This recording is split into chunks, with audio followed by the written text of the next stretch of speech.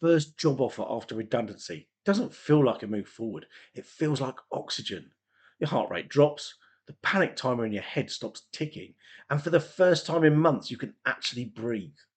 But there's a specific kind of relief trap that sets in once that first paycheck clears, one that turns a survival move into a 10-year cage. When the bank balance is hitting the red, alignment feels like a luxury you can't afford. But there's a massive difference between taking a job to survive and letting that job rewrite your identity. There's a lot of noise online about finding your passion. That's easy to say when there's 2 years of cash in the attic. But for someone who's spent over 30 years in the workforce with a mortgage and energy bills that look like a car payment these days, the runway has a very hard endpoint. When you're approaching that point, relief isn't a psychological want, it's a structural need. The danger isn't in taking a job to survive, the danger is the force fit. It's the moment you decide to bolt a high performance engine onto a lawnmower just because you need to get it moving. It'll cut the grass for a week, but the vibration is eventually going to shake the whole frame apart. And this is the exact moment where most people lose the next 10 years of their career without even realizing it. This is where the force fit moves from your bank account into your head. Under normal conditions, you look at a role like an engineer looking at a blueprint. You check the chassis, the reporting lines, the workload, the culture, and you ask yourself, can this machine handle the talk of my experience? But when the runway is running out, you stop looking at the blueprint. You start trying to file down the edges of your own professional identity just to fit the hole. You start convincing yourself that you don't mind the micromanagement or the outdated tech.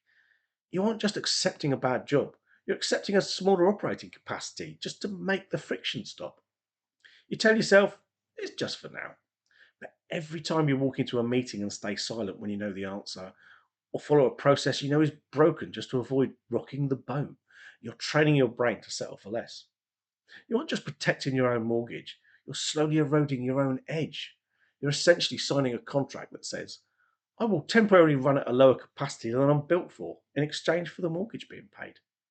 That's a heavy psychological tax to pay every Monday morning, and it's one the market is more than happy to collect. But identifying it as a tax, a tactical choice you've made, is the only thing that keeps the relief trap from becoming a permanent cage.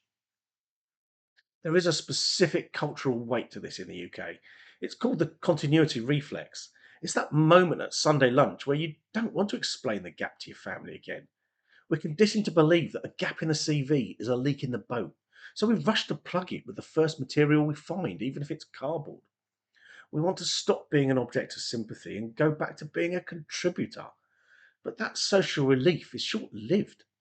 It solves the awkwardness of the Sunday roast or at the barbecue, but it doesn't solve the fact that you've committed 40 hours a week to a role beneath your operating temperature. You've got pressure from the bank account, pressure from your own head, and pressure from everyone around you to just make the noise stop. That's usually when you sign the contract. There is a forensic reality to the relief offer that only shows up once you're actually inside it. For the first few weeks, there is a genuine honeymoon of safety. You're just happy to have a destination in the morning. But then Monday morning of week 4 arrives. The relief high has worn off because the threat of the empty bank account is temporarily gone.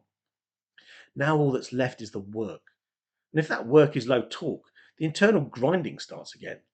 This is where the cage locks, because now you have security again, and the human brain is terrified of losing it twice. You tell yourself you'll keep looking in the evenings, but by the time you get home, the friction of the day has drained your battery. You've reset your story in the eyes of the market. You stay for 6 months, then a year, then 5.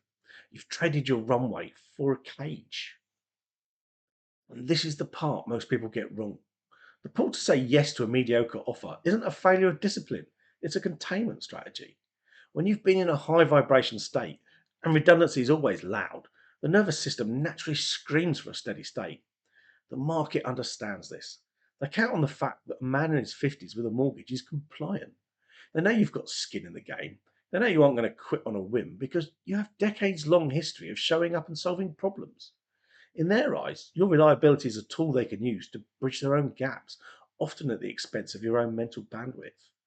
They count on you putting up with a lack of alignment because you're so relieved to have security. Recognizing that this is a predictable pattern, not a flaw in your judgment, is the only way to take the job without letting it take your head. So, what actually works here?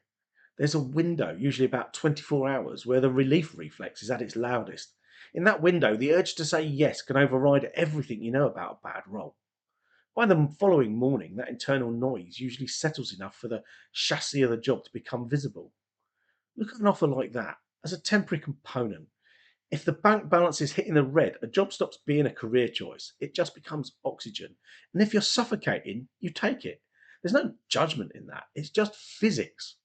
The role starts being a tactical engine, a cash flow component that keeps the lights on while the real build happens in the background. It's a holding pattern, not a destination.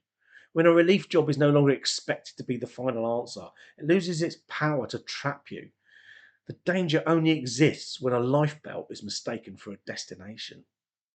Whether you're in week 1 or week 52, the goal isn't to get back to where you were. That version of the world is gone. If a role has to be taken right now to steady the ship, that's just physics. Take the breath, enjoy the relief, but keep your eyes on the blueprint because a lifebelt is for getting you to the shore. It's not where you're supposed to live.